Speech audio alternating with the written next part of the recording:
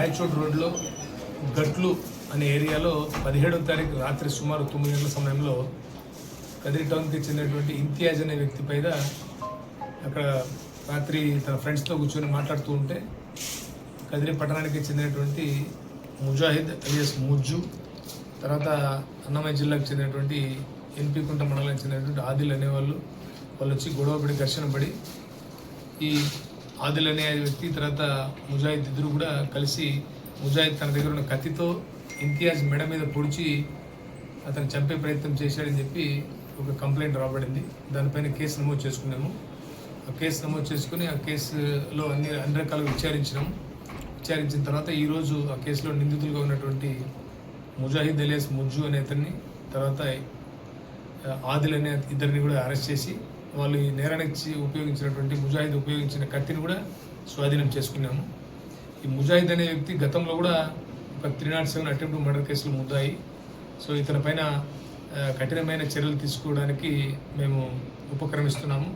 కదిరి టౌన్లో ఎవరైనా ఇట్లా తాగిన మత్తులు ఎక్కడన్నా గొడవలకు దిగినా వారిపైన చాలా కఠినమైన చర్యలు తీసుకోవాలని మా ఎస్పీ గారు, తర్వాత మా కదిరి డిఎస్పీ గారు వాళ్ళ ఆదేశాలతో మేము ముందుకెళ్తున్నాము. మీరు చూస్తుంటే ఈ మధ్య కాలంలో మేము ఈ డ్రంక్ అండ్ డ్రైవ్స్ పైన కూడా ప్రత్యేక నిఘా ఒకటి ఏర్పాటు చేశాము.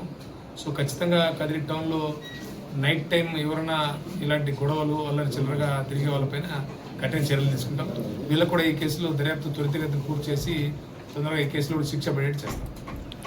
రాయచోటి రోడ్లో గట్లు అనే ఏరియాలో 17వ తారీఖు రాత్రి సుమారు 9 గంటల సమయంలో కదిరి టౌన్కి చెందినటువంటి ఇంతియాజ్ అనే వ్యక్తి పైన అక్కడ రాత్రి తన ఫ్రెండ్స్తో కూర్చొని మాట్లాడుతూ ఉంటే కదిరి పట్టణానికి చెందినటువంటి ముజాహిద్ అలియాస్ ముజ్జు, తర్వాత అన్నమయ్య జిల్లాకు చెందినటువంటి ఎన్పి కుంట మండలానికి చెందినటువంటి ఆదిల్ అనేవాళ్ళు వచ్చి గొడవపడి ఘర్షణ పడి ఈ ఆదిల్ అనే వ్యక్తి తర్వాత ముజాహిద్ ఇద్దరు కూడా కలిసి ముజాహిద్ తన దగ్గర ఉన్న కత్తితో ఇంతియాజ్ మెడ మీద పొడిచి అతను చంపే ప్రయత్నం చేశాడని చెప్పి ఒక కంప్లైంట్ రాబడింది.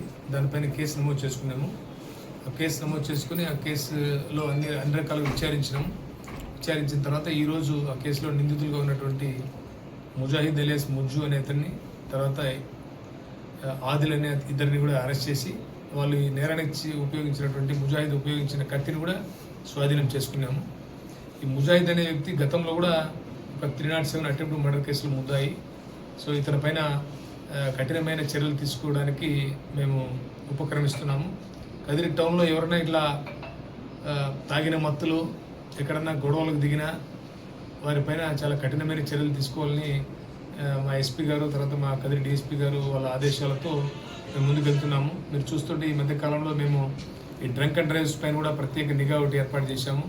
సో ఖచ్చితంగా కదిరి టౌన్లో నైట్ టైం ఎవరైనా ఇలాంటి గొడవలు అల్లరి చిల్లరగా తిరిగే వాళ్ళపైన కఠిన చర్యలు తీసుకుంటాం. వీళ్ళకు కూడా ఈ కేసులో దర్యాప్తు త్వరితగతిని పూర్తి చేసి తొందరగా ఈ కేసులో శిక్ష పడేట్టు చేస్తాం.